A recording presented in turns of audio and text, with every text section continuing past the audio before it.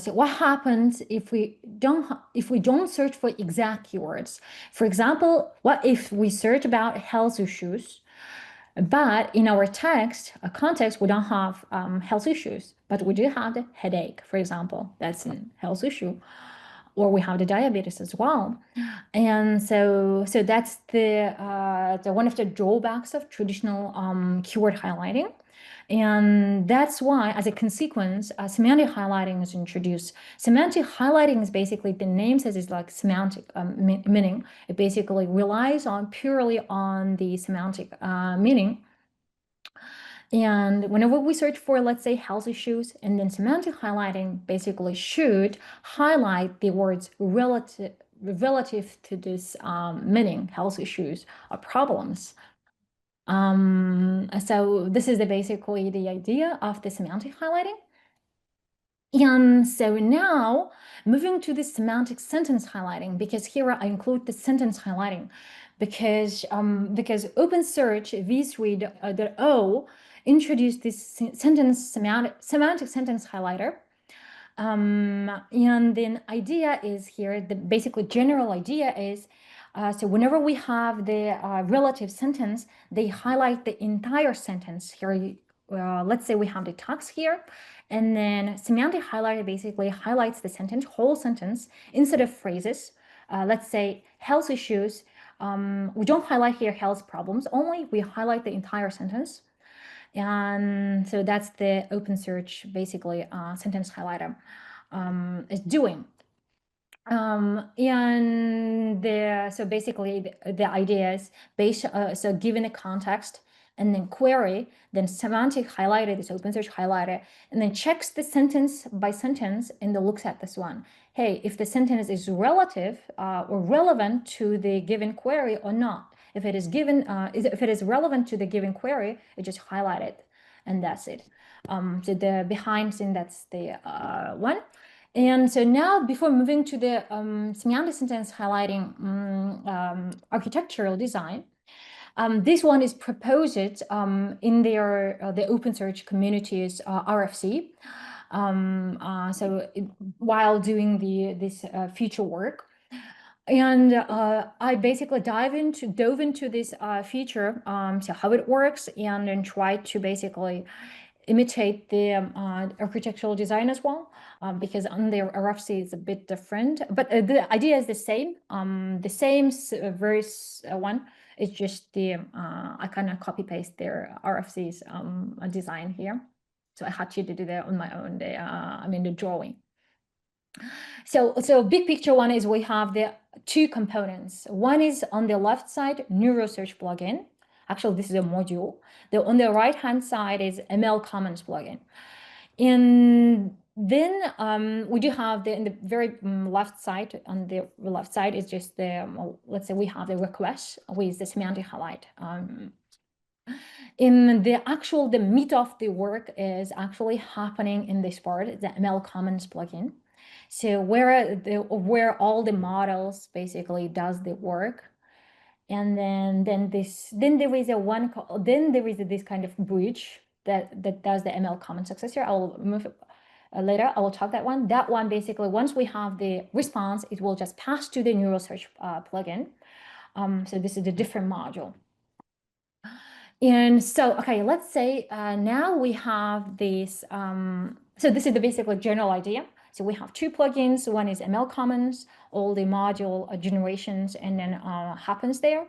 And then it passed to the response to the Neural Search plugin. And the Neural Search plugin, basically, it does all kind of configuration, validation, all kind of stuff, and then returns to the user as a final response. And so now step by step, if we go through this step by step one, so now we have let's say we have this search request with the semantic highlight type. So the search request comes in, and then there is a semantic highlighter one. That's actually extension of the existing highlighter class. And semantic highlighter basically first calls the configuration validator to validate the configuration parameters. For example, query text, if it's actual query text, if it's not empty, and as well as model ID. Because why? Because here we need the model for the semantic highlighting, because behind the scene you need to have a model to generate the response. So that's why first it just validates, hey, if we have the model and it is if it is deployed within the OpenSearch plugins and so on, it just checks that part, and once it's okay, and then it just passed to the text segmenter that prepares, actually checks the query type, because this one in general, they basically put all the highlighting as part of the semantic. They put the semantic highlighting as part of a general highlighter, and so that it supports all the query types, for example, neural, hybrid, etc. And then this text segmenter checks that one, what kind of query type it is. And based on that one, it extracts the query text. So because this is here, it's very crucial. It basically extracts the query text, because at the end of the response, they want to return that query text with the embedded tags, EM tags or bold tags. And so the text segmenter, that one prepares that text. And the next one is going to be inference request. And the inference request is prepared by the ML common successor. This ML common successor acts like a bridge between this Neural Search plugin and the ML Commons plugin. So this bridge basically prepares the request to our ML Commons plugin, to the model. And that basically sends two parameters. One is the question or query. The second one is the context. Basically, it's a bunch of text, basically. It's not an array of sentence. No, it's just like a bunch of text. It's a document, basically. And then the next step is the model inference. So once we have the request is ready, the common accessor calls the highlight QA translator, calls or performs the semantic highlighting here, sentence highlighting. And then this highlight QA translator takes this context and then question as well. And then that one is basically what it does is it segments the context into sentence, so array of sentence. And there is a very huge utool class in the OpenSearch one. Basically, it looks at each sentence and basically separated by comma, or separated by dot, or separated by the exclamation mark, question mark. It tries to basically decode the sentences, and then puts into the list of sentence, or array of sentence. And then once we have the array of sentence, it tries to encode into tokens, because the model accepts tokens. And so once the translator does its job, and then it calls the QA model, question answering model, that in order to process the tokens. In this model, basically looks at each sentence independently without knowing the other sentence, and then checks if it is relevant to the given question or not. If it is relevant, it just returns 1. If it's not relevant, it returns 0. So we get basically from QA model, we get an array of binary, so 0 or 1. And so no like end or stored positions or index stuff. So it just returns an array of binary 1, 0 or 1 for the given array of sentence. Then once this QA model returns, the translator basically looks at these 1 or 0s, and then based on if it is relevant, it takes the starting position and then end position, and it includes in the response as like stored index and then end index, and then as well as the position of the sentence in the given array. So we get 4 parameters, end, stored, and the position as well, and the content, and the text itself as well. So once we have the result translator, just returns to the ML common successor and it goes back to the semantic highlighter. This is actually the main color, semantic highlighter. That one basically formats the response, basically adding the pre-tag and post-tag.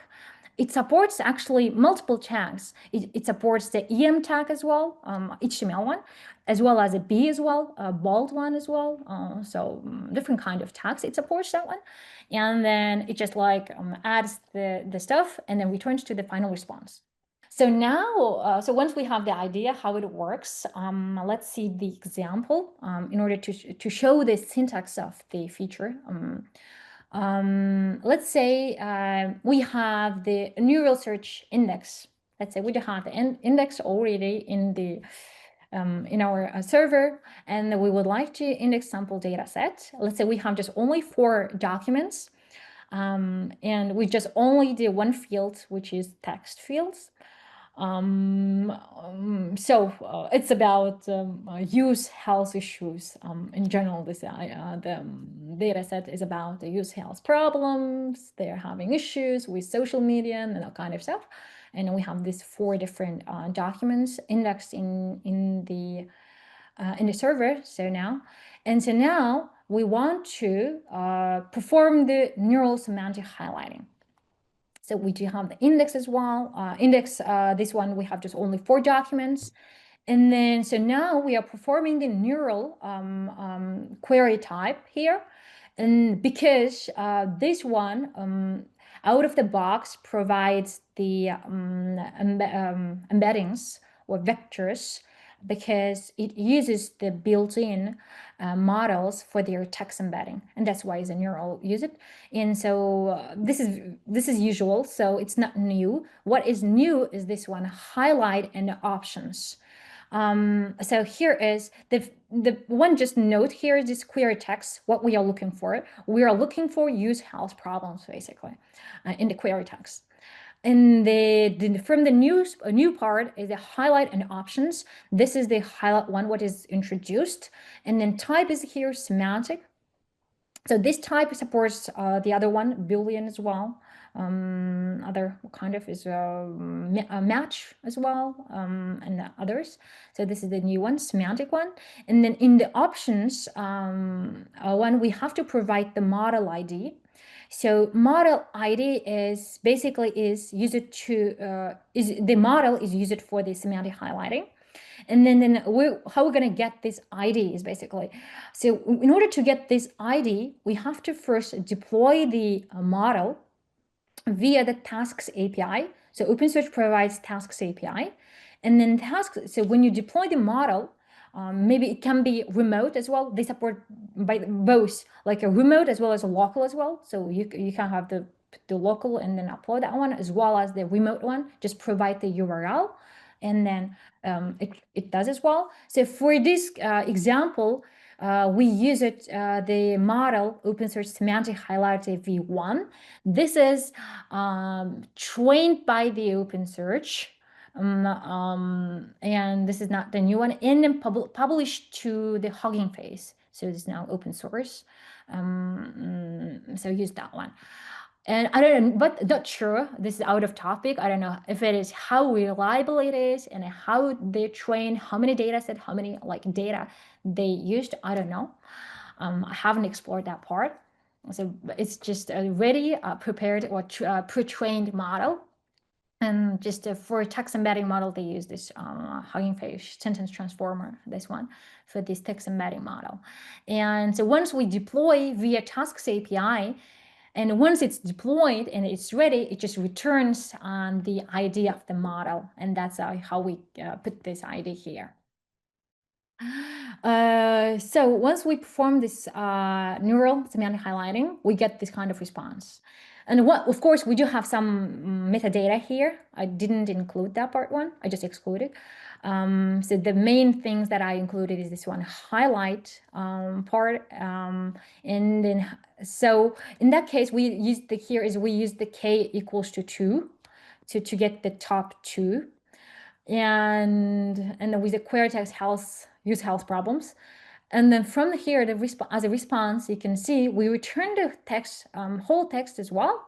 And then the highlighted one as well with the EM tags. EM is by default is the EM with options B as well, another one as well.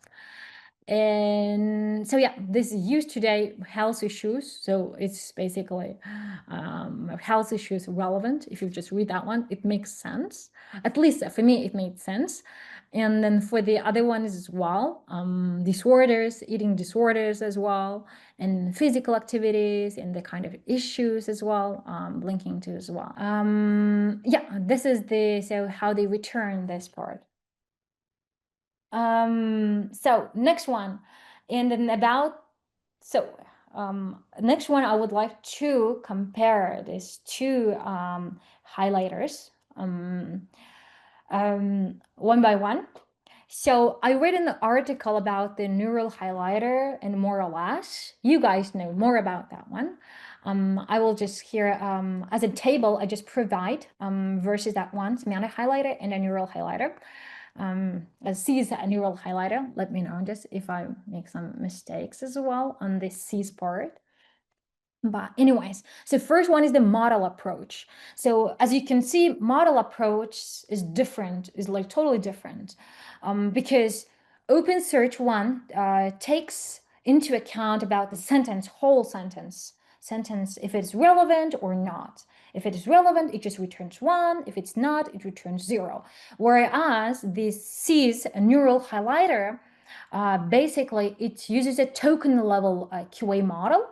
And then it just highlights the phrase one, exact phrase. If you find exact phrase, and then start index, and then end index.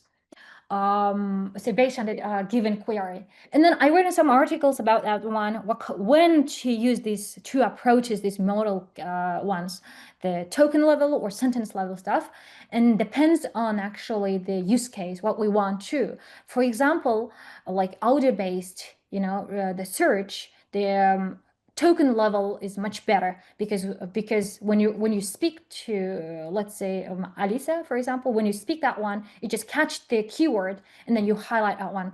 And not the audio, but in general the idea there, because it supports the formats, written formats for the disabled people, for example, and